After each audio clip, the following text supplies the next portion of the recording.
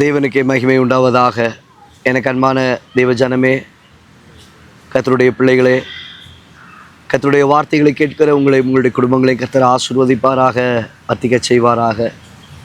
இந்த நாளிலும் எரேமியாவின் தீர்க்க தரிசனத்தின் புஸ்தகத்திலே 33ஆம் அதிகாரம் 3வது வசனத்திலே வாசிக்கிறோம். என்னை நோக்கி கூப்பிடு, அப்பொழுது நான் உனக்கு உத்தரவு கொடுத்து நீ அறியாததும் உனக்கு எட்டாததுமான பெரிய காரியங்களை உனக்கு அறிவிப்பேன்.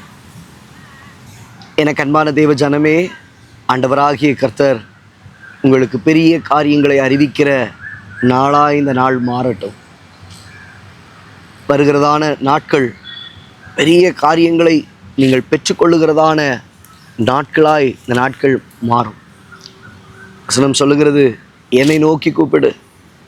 பெரிய காரியங்களை நீ பெற்றுக்கொள்வதற்கு, பெரிய காரியங்களை கர்த்தர் உங்களுக்கு அறிவிப்பதற்கு என்னை நோக்கி கூப்பிடு. உனக்கு அறியாததும் உனக்கு எட்டாததுமான பெரிய காரியம், வாழ்க்கையில் நீங்கள் நினைத்து பார்த்திராத ஆச்சரியமான காரியங்கள், அதிசயமான காரியங்கள், அவரை நோக்கி கூப்பிடுகிற நேரத்தில், அவரை நோக்கி அழைக்கிற நேரத்தில் தேவனாகிய கர்த்தர் உங்களுக்கு செய்து உங்களுக்கு தந்து ஆசீர்வதிப்பதற்கு கர்த்தர் உண்மை உள்ளவராக இருக்கிறார்.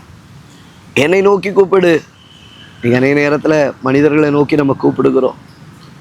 மனிதர்களை நோக்கி நல்லா அழைத்து பார்க்கிறோம். ஆனால் அவன் செவி கொடுக்கறது மாதிரி இல்லை, அவன் நமக்கு பதில் கொடுக்கறது மாதிரி இல்லை, நம்ம ஏற்ற காரியங்களை நமக்கு செய்வது போல இல்லை, அவர்களிடத்தில் எதுவும் நாம் பெற்றுக்கொள்ளுகிறது போல இல்லை.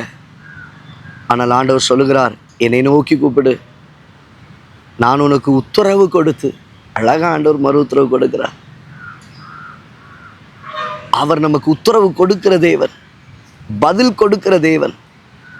அவர் மௌனமாய் இருப்பவர் அல்ல. அவர் உத்தரவு கொடுத்து நீ அறியாதது உனக்கு எட்டாதது, ஆண்டவரிடத்துல என்னென்ன வேண்டுதல்கள் எல்லாம் வைத்திருந்துகிறோம் அவைகள் எல்லாவற்றுக்கும் தேவன் பதில் கொடுத்து அவைகளை கற்று பெற்றுக்கொள்ளும்படி செய்கிற ஒரு நாட்களாய், கட்டுவேன் என்று சொன்னவர், தப்புவிப்பேன் என்று சொன்னவர், அறிவிப்பேன் என்று சொன்னவர், நடத்துவேன் என்று சொன்னவர் நிச்சயமாய் காணும்படி செய்து அவர்களை வழி நடத்துவார்.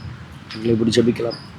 நல்ல தகப்பன், இந்த வார்த்தைகளை கேட்ட உடைய பிள்ளைகளுடைய வாழ்க்கை, மை நோக்கி கூப்பிடுகிற உடைய பிள்ளைகளுடைய வாழ்க்கை மறு உத்தரவு கொடுக்கிறவர், அறியாததும் எட்டாததுமான பெரிய காரியங்களை செய்கிறவர்.